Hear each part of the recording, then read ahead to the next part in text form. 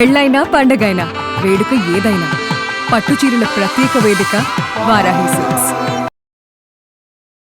నమస్తే, welcome to Suman TV. నేను పద్మిని. ప్రస్తుతంతో పాటు ప్రముఖ ఆధ్యాత్మికవేత్త, దత్త ఉపాసకురాలు, శ్రీపాద శ్రీవల్లభ దత్తపీఠం వ్యవస్థాపకురాలు శ్రీమతి లతా దత్త గారు మనతో పాటు ఉన్నారు. మాట్లాడతాం. నమస్తే అక్క.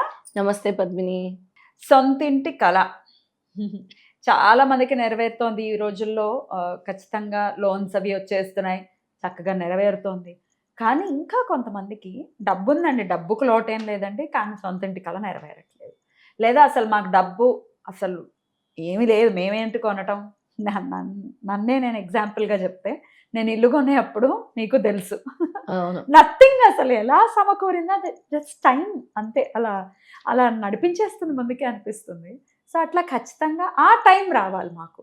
మా దగ్గర ఏం లేదు కానీ జరగాలి, మాకు సొంత ఇల్లు ఎటువంటి పరిస్థితుల్లో మాకు కావాలి అనుకునే వాళ్ళకి ఏదైనా మంచి మార్గం చెప్తారా? తప్పకుండా పద్మిని. నువ్వు సొంత ఇల్లు అంటుంటే నాకు అనిపిస్తుంది, సొంత ఇల్లు కాదు, నాకు సొంత దత్తాశ్రమం కావాలి.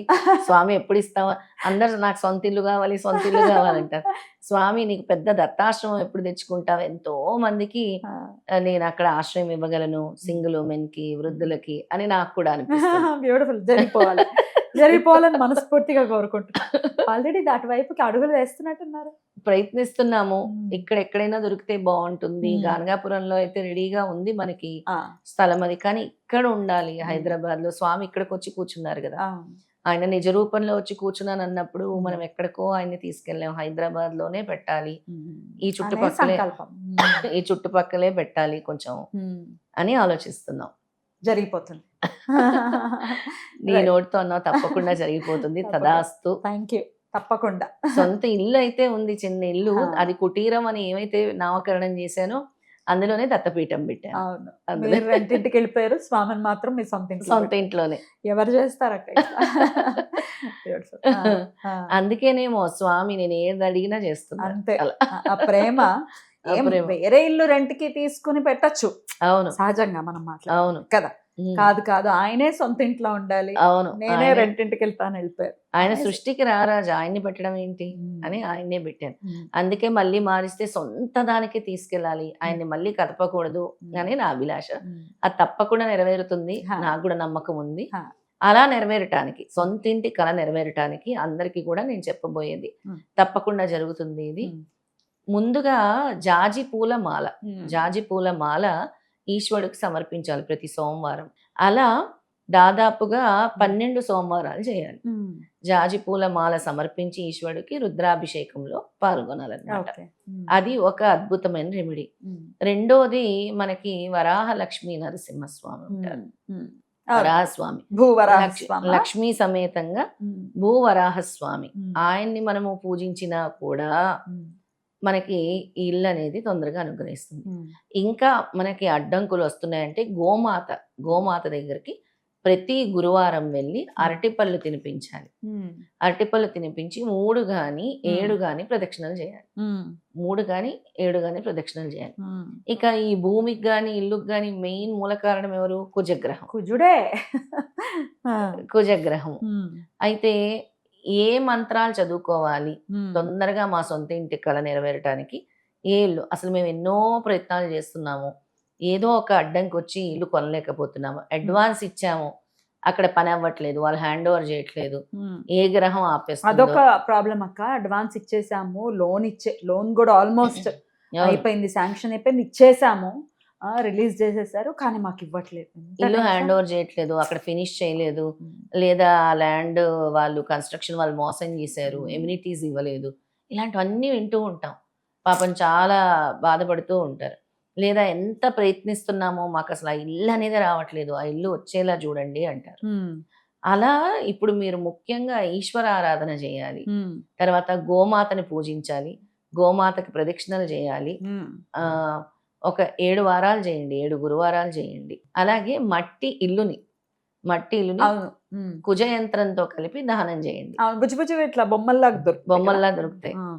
కుజ యంత్రంతో కలిపి దానం చేయండి. ఎక్కడైనా బ్రాహ్మణుడికి దానం చేయండి, తొందరగా పని అవ్వాలని. ఎక్కడైనా గుడి దగ్గరకు వెళ్ళి అక్కడ దానం చేయండి. ఇక చదువుకోవాల్సిన మంత్రాలు కూడా చెప్తాను తప్పకుండా. ముందుగా వరాహస్వామి మంత్రం చెప్తాను. ఓం శ్రీం హ్రీం క్లీం శ్రీధరాయ స్వాహ. ఓం శ్రీం హ్రీం క్లీం. ఓం శ్రీం, శ్రీం అంటే లక్ష్మి, హ్రీం క్లీం శ్రీధరాయ స్వాహ. ఇంకో మంత్రం ఉంది. ఈ మంత్రము ఇల్లు కొనుక్కోవాలనుకున్న వాళ్ళకి గృహయోగ మంత్రం. ఈ గృహయోగ మంత్రం అన్ని ఒక 41 రోజుల పాటు ఒక మండల దీక్షలాగా చేయండి ఈ మంత్రాన్ని. ఓం భం ఈశానాయ శ్రీపతయే నమః. ఓం భం ఈశానాయ శ్రీపతయే నమః అనే మంత్రాన్ని రోజు 108 సార్లు 41 రోజులు చేయండి. ఓకే, ఖచ్చితంగా సొంతింటి కళ అనేది సాకారం అవుతుంది. అసలు ఈ మంత్రం పేరే గృహయోగ మంత్రం. గృహయోగ మంత్రం ఏ గృహయోగ. రోజు మొదలు పెట్టమంటారు?